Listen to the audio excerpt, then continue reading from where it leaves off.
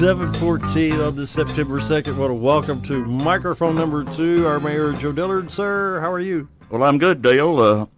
Good to be here and good to enjoy this Brewed Awakening coffee. It's good, isn't it? It's great. It really is. I encourage people to, if they haven't tried it, they need to really try it. Stop down. We got to have a pot left. Come on down. Well, yeah, I tell you what. Well, we've had I was asking you a little earlier, where did August go? Where did summer go? I tell you, time has just been flying by. City Hall has been busy. It needs to be busy. We're a busy town, but it's not going to be long till Walmart's got the Christmas decorations out. I know. Can you believe it? I know. And we've got here in September, of course, fair coming up this month. I always look forward to that. That's a great time. It is. And Baxter County has one of the best fairs in the state. Oh yeah, actually. Yeah, it's a lot of fun. They those people do an amazing job, and my congratulations to the board down there. It's tough. They've got a lot on their plate when fair time comes, and to watch those workers during the fair. I mean, it's just zip, zip, zip, zip. Oh yeah, they've got it well organized. So that's an event. And the safety factor. Well, exactly. I'm always glad to see law enforcement, down enjoying, and that doesn't just happen by accident, but we want people to enjoy and be safe. Another big event. I want to ask before I forget this. I saw a friend of mine put it on Facebook last night. This Friday, wear blue to support your policeman. Can we get an official proclamation? Well, I will certainly wear blue on Friday. Support your local police departments, your sheriff's office, Arkansas State, county governments. Well, I will certainly support that from the mayor's position. And you know what? Since we're talking about, we're seeing shootings all over the country. Targets being uniformed law enforcement people. Folks, this is wrong. Yes, it is. And we need to step up and support our law enforcement. I don't care what department they're in, as long as they're wearing a uniform and have the authority to arrest people, they're a target. And what happened to the 47-year-old deputy in Houston, Texas? Yeah. A husband, a father of two, a young son, his daughter, preteen or early teen. Unbelievable. Well, it's got to stop. And I think it's up to each of us as individuals, and we're ranked in one of the safest low crime areas in the state. But let's don't take that for granted, because anything could happen anytime. We don't know who travels our roads, who comes through here. Think of all the tourists. Yeah. And so I will very much support Friday to wear blue. Wear blue on Fridays. Let's support these policemen. Our radio audience out there, we're asking you, Yep. But that's a good idea. It's you feel good when law enforcement are around you, but I don't know. I don't know where we're headed. I don't know the motives, but they don't even have a motive in Texas shooting, and in Illinois, the three that they're looking for, don't know if they had a motive or not. Well, other than a uniform. You remember when Officer Sell was murdered in Gassville several years back? That criminal came out of, I think, Boston area, out of the northeast up there, somewhere up in New England area, and came right through here. That's a good example of we don't know who travels the road or who is running from someone in another state. So we just all need to be alert and support our law enforcement. And keep them in your prayers, folks. You bet. Keep them in your prayers. Keep them safe. I mean, we've got another program that I stand firm on as a school resource officer. Weren't you instrumental in getting that? Yes, sir. We actually implemented that in when I was mayor back in the late 90s and around 2000. And Dale, all the three that we hired at that time are still the three that's there now, and they do a good job. They mitigate problems at the school.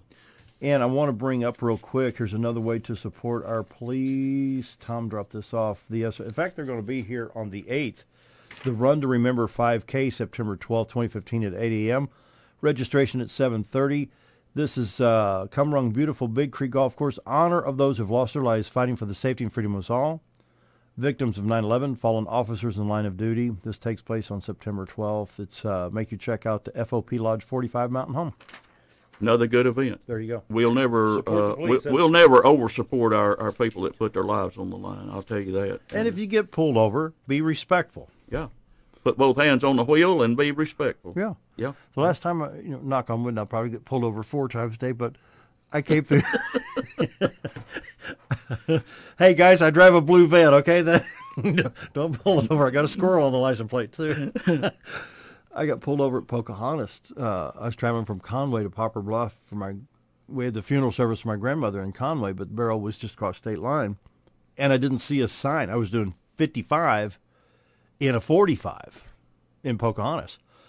And I looked in the rearview mirror and said, "What about that guy's pulling me over?" So I pulled over, and he said, "Did you see that sign that said 45?" I said, "No, I saw 35." And then I didn't see any sign. I thought, well, maybe I'm in a 55 zone. He's, "No, you missed the 45. Oh, well, okay. Take your word. He gave me a warning. Well, you got it by okay. I said, well, okay. I mean, if I missed it, I missed it. So Yeah. Well, we missed some out there, but we was talking about the fair big event this month, Bridge Bash, North Central Arkansas Food. Down at Norfolk, Jeff Quick and the Bunch Center, the food bank group, they put on a major event actually down at Cotter at 10 o'clock. It'll be on the old Cotter Bridge, and then there'll be activities all day long with some really good entertainment. And I think right now they've got about 70 vendors signed up. And now, how's that for a pretty spot?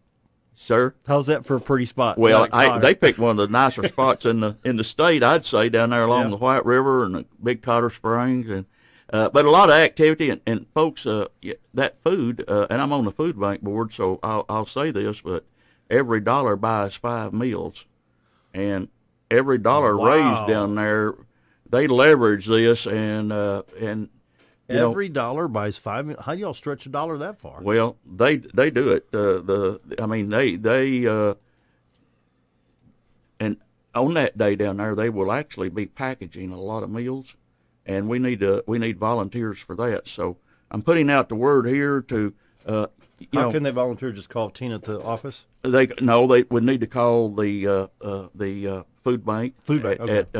At Mary Jo down at the food bank, or Jeff, and just line up, And if if they decide at the last to volunteer, well, just come on down on the 26th, Saturday the 26th of this month, and so a major event, and it's a great opportunity to actually put meals on tables where they're missing. Mayor, that time of year is coming up when we start focusing on helping folks at Thanksgiving, at Christmas. And I'm glad to see that we have not only the food bank, but also the food basket here in town. Yes. That distributes a lot of stuff. And we need to keep these people stocked and volunteered and everything, Well, they do. The food bank, there's about 80 entities, and this may be, but our food distribution points, and it may be churches or clubs or food basket or everybody working together, and it's several counties, but they have a distribution system to get. Right now, I think they've already distributed, and I'm afraid to quote it, but well over about 1.5 million pounds already this year, and their goal is, I think, 3 million pounds to distribute into the area, and these will run back through these, the people that are lined up to actually go get food down there. I know the senior centers now are being able to get food to keep the cost down. So, great program. 5 meals for $1. 5 meals for $1. Boy, that's some good stewardship. You bet. Man. Another season, and this is just for the hunters. Dove season opens on September the 5th. This next Saturday, wow. And I know that's a lot of people are interested in that, and you a dove hunter? I'm a dove hunter. I usually hunt one time, one day, and we don't have that many doves here that a lot of places have, but it's usually a good hunt, and so hunters, get ready out there. It's fall's here, getting here quickly, and we just need to be ready. Good old dove hunting. When's quail season? I don't. Dennis was here from Arkansas Game and Fish. I need to go down and get my Arkansas Game and Fish guides. Mm-hmm. Well, quail season will be. I think it'll be in. Is it? It'll be in November. Start sometime in November and last about probably 45 days. I'm guessing. Our quail population has been down for years, and Game and Fish has done a good job with our deer and turkey, and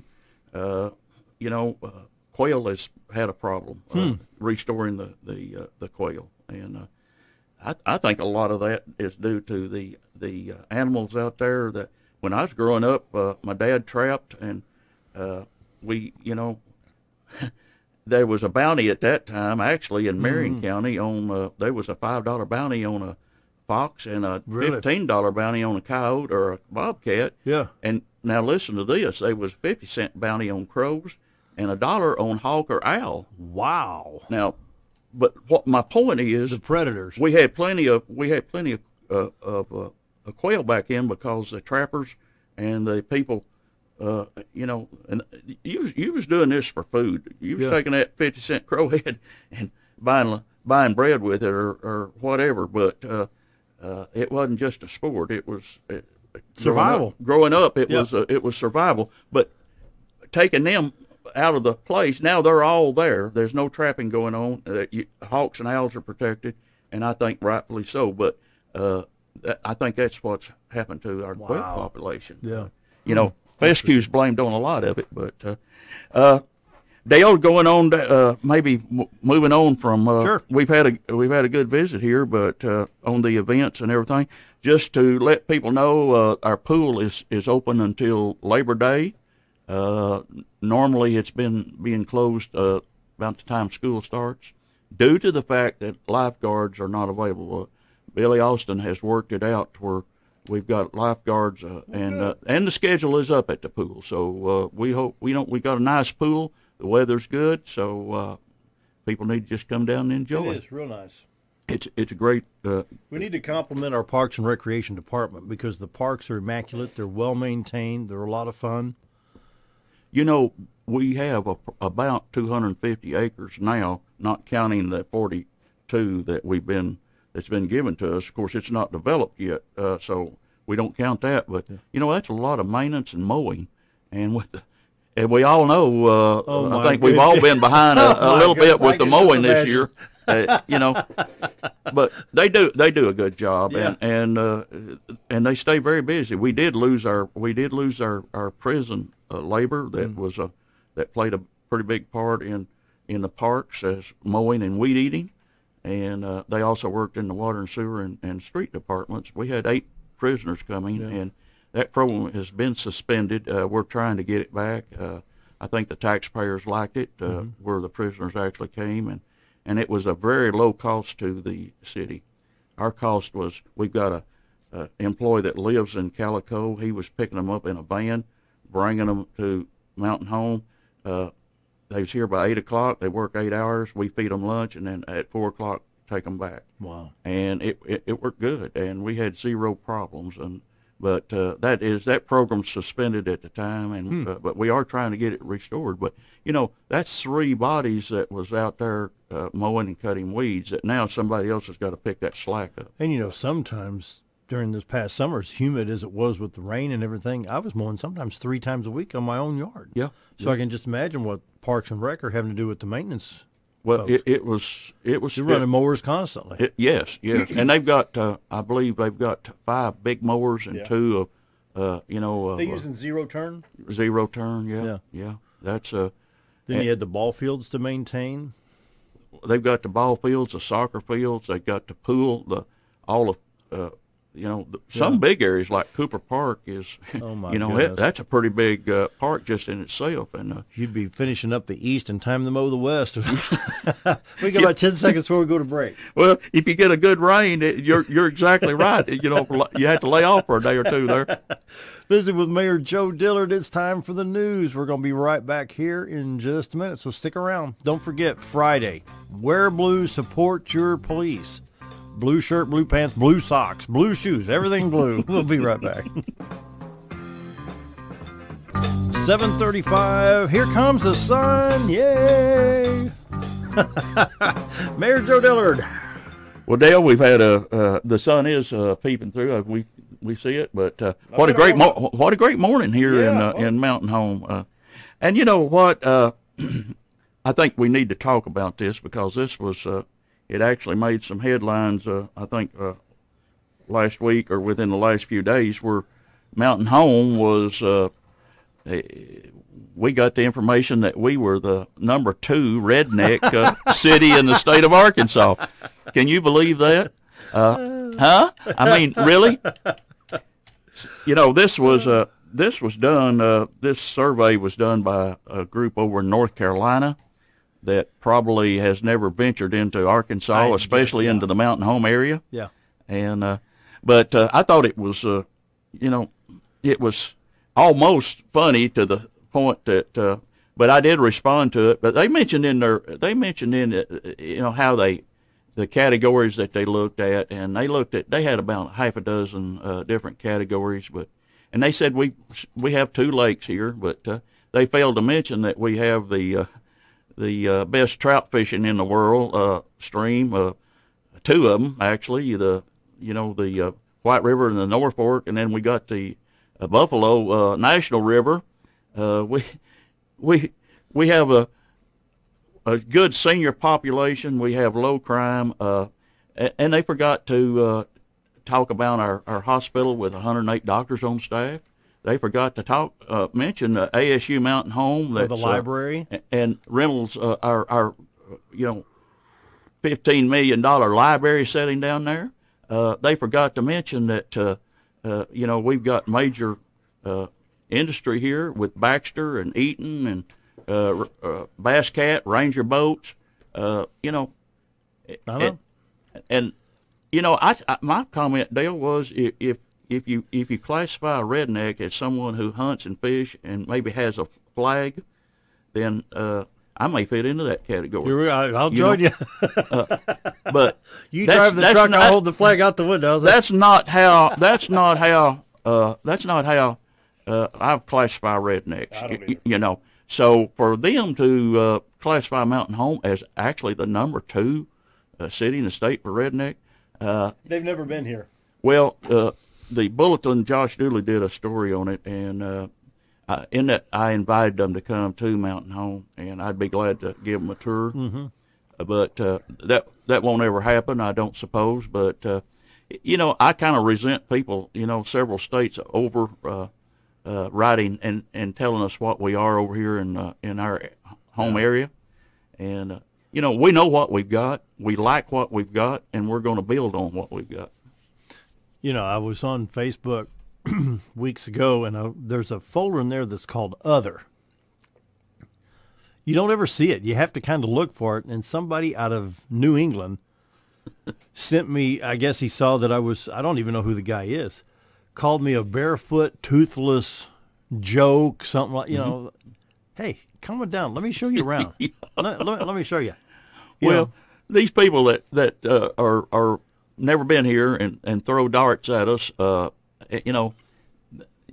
that's, they don't know what we've got. They don't have a clue. No, they don't have a clue. And they shouldn't be allowed to even talk about things they don't have a clue about. But that's the part of the high-tech world now. So if being redneck means we got to, doing what we're doing, well, okay, consider me redneck then. Well, I've got a turkey, a full mount turkey on my wall at the mayor's office. I've got a fish, striper, and I've got a mallard. And that was described in the article that Mr. Dooley wrote. In fact, he detailed it. It's a 23-pound turkey with a triple beard. Those Where'd things. Where'd you get that? Where'd you? Right here in Baxter County, several years ago. A 23-pound. Yeah. Most of the turkeys will run from 19 to 21, 22 pound. But once you get over 22 pound wild turkeys, well, you're getting into. Now, that's on the low end of the big turkeys, actually, because the up to 25, 26 pounds. I've killed very few of those, but anyway, my point was, I'm proud of that. I display it, and I'm fixing to do some hunting this fall. And, There you go. You know, Yeah. I hunt for food and enjoyment too. But Yeah. that's a tradition here, and Part of life. it is. It's part of life, and Hunting and fishing down here is like road rage in Boston. You know, it's part of life. well, we have a lot of people here that enjoy it. We have a lot to offer, but you know, but it was very easy to see in their. You could see all kinds of holes in their story that they didn't know what we had, and without. They have no idea. No, again, they're no shooting out idea. in the dark, you know, and letting it hit where it hits. But I felt like I needed to respond to it, and the bulletin did that. But moving on, Dale, we're right here with now I guess starting the third week school started, and traffic's heavy, and How's it going on 201 South? I haven't heard any. well, you know, honestly, it looks a little bit like a war zone down there at times. The contractor, Mountain Home Concrete, a local contractor, is doing a good job controlling the traffic, I think. And you know, it's tough, and they're building one of the busiest areas especially since school started. That up and down College Street there, and I just asked people, this is a state road, it's a state contract. The city put in 20% of the monies in order to make that happen. It'll be nice once it's over. We're in the time frame where we're having to pay for it now with some disturbances and inconveniences, but once it's done, it's going to be it'll be a great asset to the city. But then 16th is open and smooth and Well, nice. 16th is open. We've got the sidewalk actually built, a new sidewalk about 2/3 of the way through, and that cuts in. And actually, people use 16th Street and come into the kindergarten area and never have to mess with the with College or 201 South there. So.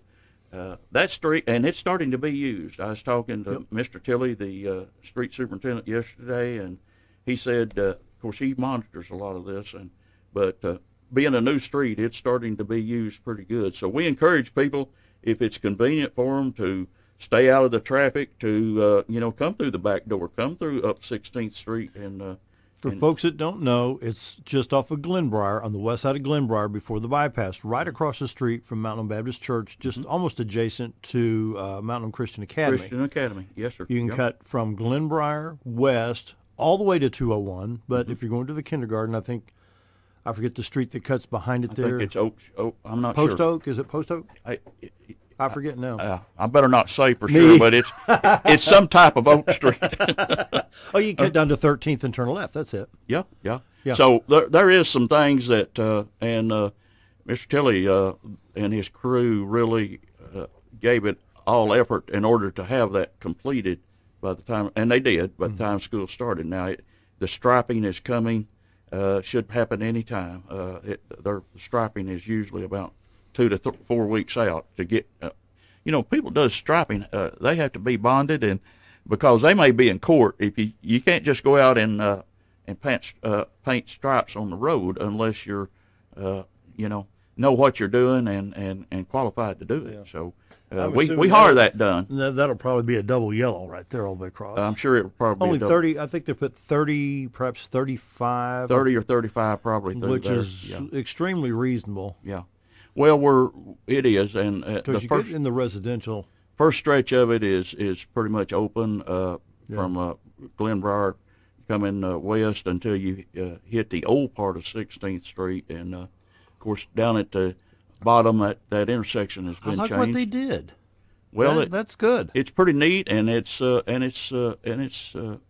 safe, I think. Yeah. I mean, as far as we've had a lot of compliments on it, and but again on College Street with all the congestion there, well, just use caution. And If you don't have to be on South College Street, Highway 201 South by Pinkston, give the families plenty of time to get the kids there, the Montessori, the kindergarten, whatever. If you can find an alternate route, take it. yes, I mean every little Between, 720 and 750.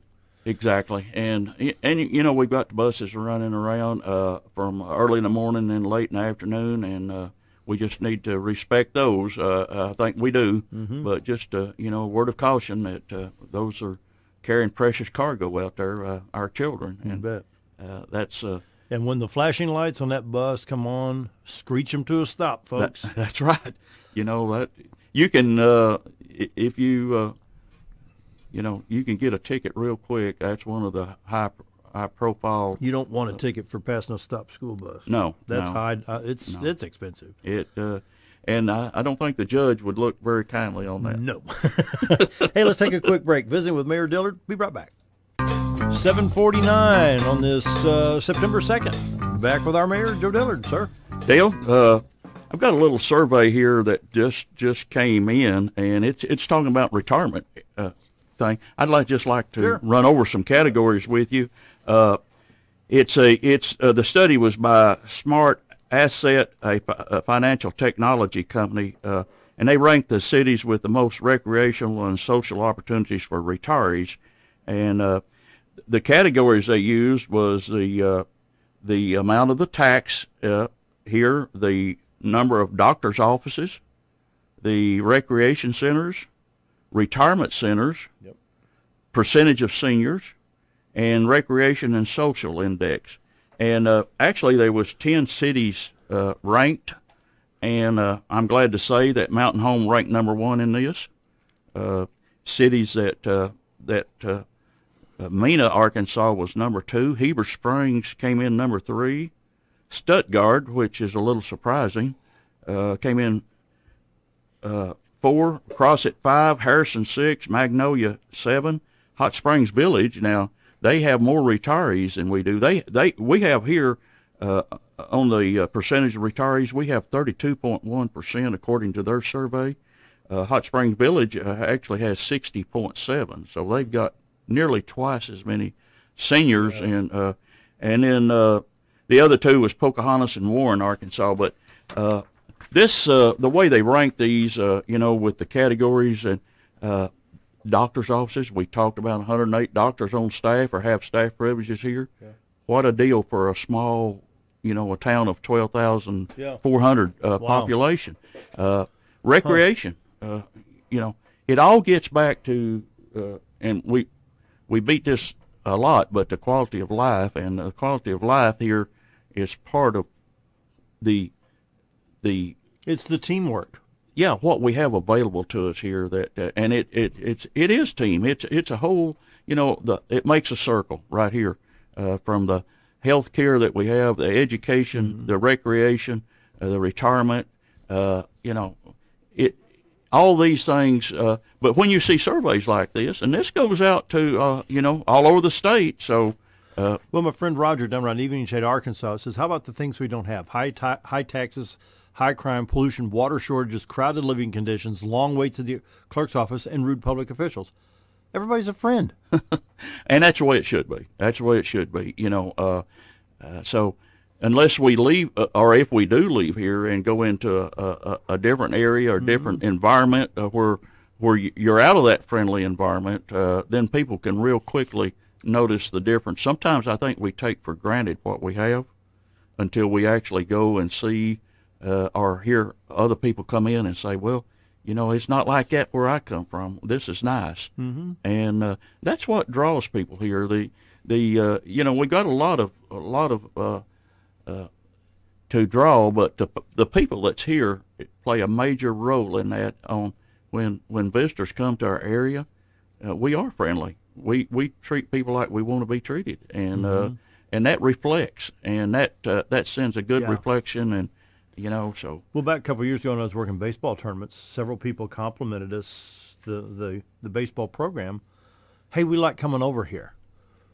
You know, mainly coming from the eastern part of the state, and we've talked about this before. They bring the boat, bring the camper, and they'll go out to Robinson or Cranfield or somewhere around one of the camp areas, or even just go to one of the resorts. If they play a 5 o'clock Thursday night game, they don't play again till Saturday at 9. That gives them all day on the lake on Friday. Exactly. And they turn it into a vacation. Well, and that's money in the bank for us. That's money in the bank. And I tell you, I think we have I can't publicly say anything except the future looks really good. Next year, I think, will be a major event time for us, and we got some good things out there on the radar, and these are the type that will do what you was talking about. Let the people come here to enjoy the area, but also participate in different tournaments or different events that we have. So I think our people putting things together, our chamber, the A&P commission, and the different. What's A&P? Well, that is the motel tax that's being collected. That is actually seed money for. Sure. They can actually put money in to help sponsor events and help bring events here, and that's a tool we didn't have. This is the second year. Yeah. This is the second year of that, and they are doing a tremendous job. And but that's a tool that we didn't have, Dale, up until a couple of years ago. The council, and it's a 2% tax on motel rooms, and unless you're leave your home and staying in a motel, well, you're not paying that tax. Mm-hmm. It's the people that come. And we've had, I've had zero comments about the tax structure, but that actually is going to be play a major role in getting more events here. That's good. Yeah. Final minute, your final thoughts. Well, Dale, we've covered a lot of topics this morning, and it's a great morning here.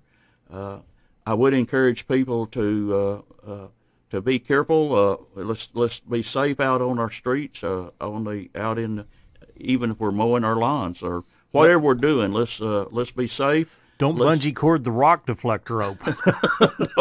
And don't aim it at my house.